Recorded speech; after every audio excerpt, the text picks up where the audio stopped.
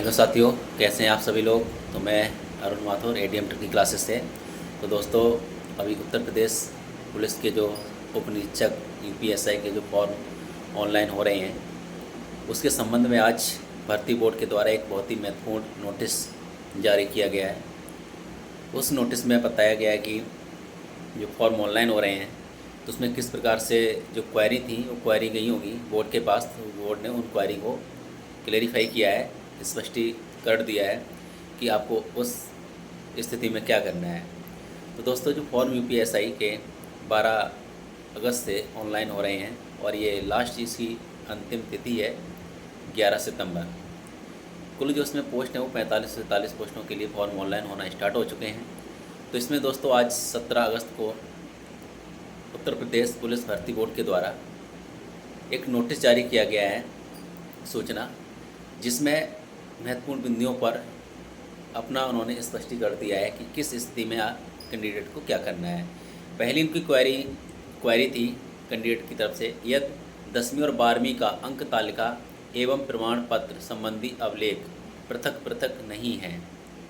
तो इस संबंध में बोर्ड ने बताया है कि यदि अंक पत्र एवं प्रमाण पत्र अलग अलग हैं तो आवेदन पत्र में अंक तालिका और प्रमाण पत्र दोनों अपलोड करने होंगे।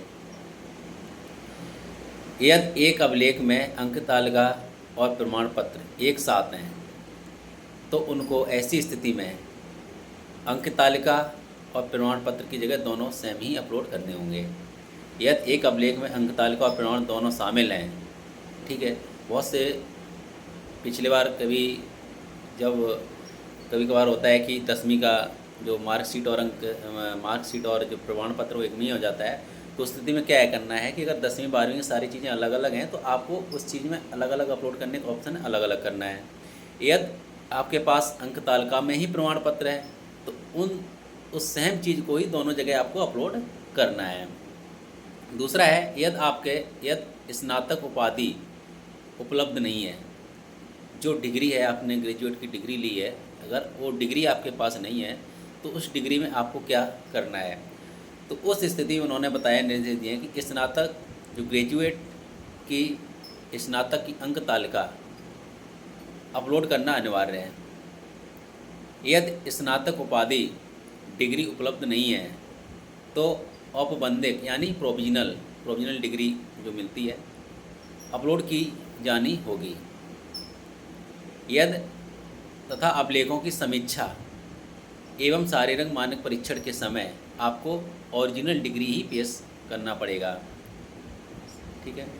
तीसरा इसमें था दोस्तों, जो महिला अभ्यर्थी हैं, कि महिला अभ्यर्थी के संबंध में मतलब उनके लिए जो महिला मैरिड हो चुकी है, क्या होता है इनमें कन्फ्यूजन रहता है कि वो कास्ट सर्टिफिकेट कहाँ का प्रोड्यूस करें, पति के नाम से करें या फादर के नाम से।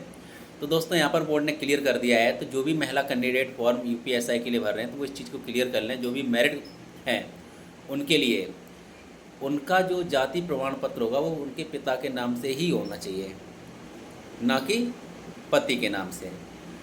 तो ये जो चीज़ थी और उसमें बताया भी, जो निर्देश दिया गया है विज्ञापन में उसी के अकॉर्डिंग ही होना चाहिए, ठीक है ना। तो ये 3 महत्वपूर्ण बिंदुओं पर आज नोटिस बोर्ड की तरफ से सूचना जारी की गई थी, जिसके संबंध में मैंने एक बताने की कोशिश की है। यदि आप लोगों को अच्छा लगता है तो कृपया करके शेयर और सब्सक्राइब करा करें। थैंक यू, धन्यवाद।